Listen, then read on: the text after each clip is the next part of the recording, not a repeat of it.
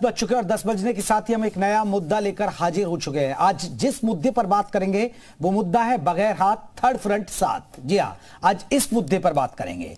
लोकसभा के चुनाव के मद्देनजर यही सबसे बड़ा सवाल है कि विपक्षी एकता की सूरत कैसे होगी। लेकिन सूरत से तो सिर्फ बात बनती नहीं है, जरूरी है कि सीरत भी मिलती जुलती हो, और बात जब राजनीति की हो तो और भी जरूरी हो जाती है कि सीरत मिले, क्योंकि यह हर पल हर मोड़ पर जोड़ तोड़ की एक नई चुनौती होगी। बात करें थर्ड फ्रंट की तो अखिलेश यादव, ममता बनर्जी, तेलंगाना के सीएम के चंद्रशेखर राव समेत कई क्षेत्रीय छत्रप इस मुहिम में जुटे हुए हैं। ये क्षेत्रीय पार्टियां गठबंधन कर अपने अपने राज्य में बीजेपी को मात देकर उसे दिल्ली पहुंचने से रोकना चाहती हैं। लेकिन सवाल यह है कि इस मुहिम में कांग्रेस की क्या भूमिका होगी। फिलहाल कांग्रेस इस पॉलिटिकल फ्रेम से बाहर नजर आ रही है, क्योंकि ममता बनर्जी और अखिलेश यादव दोनों ने ही कांग्रेस को लेकर विरोधी रवैया दिखा है। तो इसी मुद्दे पर करेंगे आज की बड़ी चर्चा। कुछ मेहमान भी हमारे साथ जुड़ेंगे, चर्चा की शुरुआत करेंगे। लेकिन पहले आपको सुनाते हैं अखिलेश यादव ने कोलकाता में सपा के राष्ट्रीय अधिवेशन के दौरान थर्ड फ्रंट को लेकर क्या कुछ कहा और खासकर कांग्रेस की भूमिका पर अखिलेश यादव ने क्या कहा है, सुनिएगा।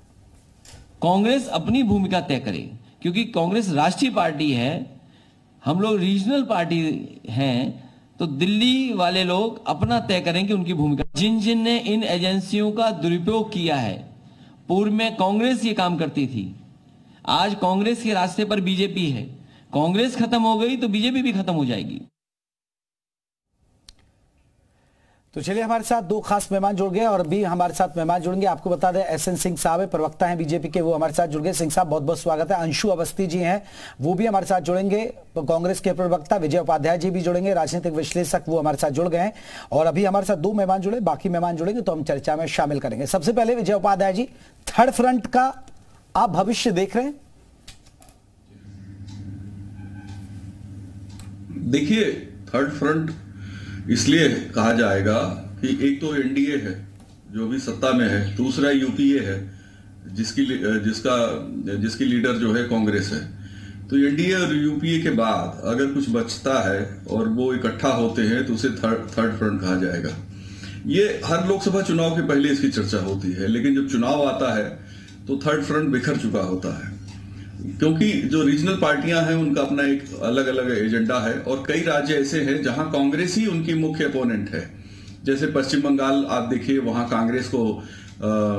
कांग्रेस जो है तृणमूल कांग्रेस को चुनौती देती है। तेलंगाना में कांग्रेस चुनौती बनती है वहां की रीजनल पार्टी के लिए। तो इस तरह से कई जगह दिक्कतें हैं, तो इनकी एक अपनी मजबूरी है। समाजवादी पार्टी भी नहीं चाहती कि उत्तर प्रदेश में कांग्रेस मजबूत हो। वजह यह है कि 89 से जब से कांग्रेस सत्ता से बाहर है, उसी के बाद सपा बसपा जैसी पार्टियां ताकतवर होकर उभरी हैं, तो ये एक मुश्किल है। लेकिन अखिलेश यादव और ममता बनर्जी के बीच में जो केमिस्ट्री है, उसके पीछे देखिए लोकसभा की 162 सीटें उसमें जुड़ती हैं। वो इस तरह की 80 उत्तर प्रदेश की, 40 बिहार की, जहां आरजेडी ताकतवर है, और आरजेडी के साथ अखिलेश के रिश्ते बहुत अच्छे हैं, उनके पारिवारिक रिश्ते हैं, और ममता बनर्जी के साथ उनकी बॉन्डिंग बहुत अच्छी है, जहां 42 सीटें हैं।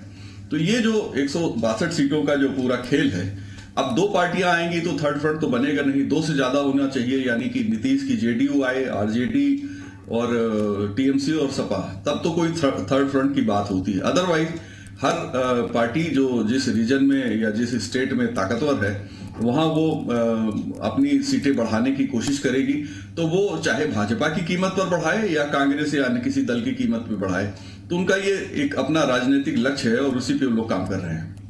लेकिन एक बड़ा सवाल है कि जिस तरह आप भी जिक्र करें third front, Akhilesh Yadav RJD JDU को जोड़ने की कोशिश कर रहे हैं, ममता बनर्जी को जोड़ने की कर रहे हैं, तेलंगाना में भी जोड़ने की कोशिश कर रहे हैं, तो आपको लग रहा है कि बीजेपी के रास्ते को ये रोक पाएंगे थर्ड फ्रंट के जरिए? देखिए, अखिलेश यादव जी ने अभी कोई थर्ड फ्रंट बनाने की बात नहीं करी है, लेकिन एक कॉन्सेप्ट खड़ा हो जाता है अपने आप। अखिलेश यादव मुलायम सिंह जी के निधन के बाद उनकी जो राष्ट्रीय छवि थी, अखिलेश यादव उस वैक्यूम को भरने की कोशिश कर रहे हैं। इसीलिए वो तमिलनाडु के मुख्यमंत्री स्टालिन के जन्मदिन पे चेन्नई जाते हैं और तेलंगाना में जब चंद्रशेखर राव कार्यक्रम करते हैं, जहां पे केरल के मुख्यमंत्री होते हैं, पंजाब के मुख्यमंत्री होते हैं, दिल्ली के मुख्यमंत्री होते हैं, वहां भी अखिलेश यादव पहुंचते हैं। तो उनकी कोशिश एक ये है कि जो विपक्षी दल है उनमें आपस में एक अंडरस्टैंडिंग हो। अब अगर सीटें ये लोग ज्यादा जीत के आते हैं, जैसे 2004 में हुआ था जब एनडीए सत्ता से बाहर हुई थी, क्योंकि रीजनल पार्टियों ने काफी ज्यादा सीटें जीत ली थी, तो अगर रीजनल पार्टियां काफी ज्यादा सीटें जीतेगी तब कोई एक स्थिति बन सकती है कि जो ये जिनको हम थर्ड फ्रंट कर रहे हैं, ये और यूपीए मिलके, चूंकि बीजेपी के विरोध में हैं ये सभी, यूपीए के साथ मिलके कोई एक संभावना और जिस तरह आपने बात भी कही है कि हर बार थर्ड फ्रंट आता है चुनाव से पहले, और अभी जिस तरह लोकसभा चुनाव की सुगबुगाहट तेज हो गई है तो वो थर्ड फ्रंट अभी नजर आने भी लगा है, उसकी तैयारियां चल रही हैं। सिंह साहब, कितना थर्ड फ्रंट को आप लोग गंभीर ले रहे हैं? देखिए, इसको दो तरीके से आप देखिए। एक तो पहले बयान को देख लीजिए और दूसरे पक्ष को देखिए कौन किससे मिल रहा है, मुलाकात किसकी हो रही है।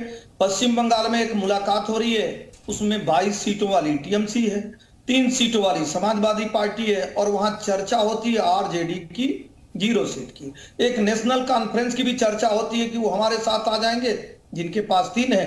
तो 22, 3, 25, 3, 28। मुझे लगता है कि 543 वाली लोकसभा में 272 सीट चाहिए, जो पूरा नहीं हो रहा। एक बात। अब आइए इन लोगों के बयान पे। अधीर रंजन चौधरी जी कहते हैं कि भाई दीदी ने समर्थन कर दी है भारतीय जनता पार्टी को, मतलब वो मान रहे हैं कि भारतीय जनता पार्टी फिर बड़े रूप में है, एक बड़ी लीड ले रही है। इधर ममता बनर्जी जी कह रही हैं कि राहुल गांधी जी जब तक विपक्ष के नेता के तौर पर रहेंगे तब तक प्रधानमंत्री जी जीतते रहेंगे। तीसरा, आइए अखिलेश यादव जी कहते हैं कि भाई कांग्रेस के लोग भी वही किए जो भारतीय जनता पार्टी के कर रहे हैं। चौथे, राम गोपाल जी उन्हीं की पार्टी के कल जब यहाँ बैठक होती है तो वो साथ देते हैं। तो मुझे लगता है कि सब लोग, ये तो जयप्रकाश जी मान रहे हैं कि भारतीय जनता पार्टी का बहुत सुंदर कमल खिला हुआ है और उसके इर्द गिर्द कोई है नहीं। 2019 के चुनाव परिणाम को देख लीजिए, अकेले 56% वोट भारतीय जनता पार्टी पाती है, और अभी अब जो गए हैं 0.5% समाजवादी पार्टी पाती है, जितना कि विपक्ष नहीं एक निर्दलीय उम्मीदवार पाता है। 22 सीटों के साथ 4.25% टीएमसी पाती है। तो मुझे लगता है कि भारतीय जनता पार्टी को कोई दिक्कत नहीं है, और दिक्कत इसलिए भी नहीं है कि हम विकास के कार्य कर रहे हैं, हम राष्ट्रवाद के मुद्दों को आगे बढ़ा रहे हैं, और जनता के बीच में अंत्योदय की परिकल्पना को पूरा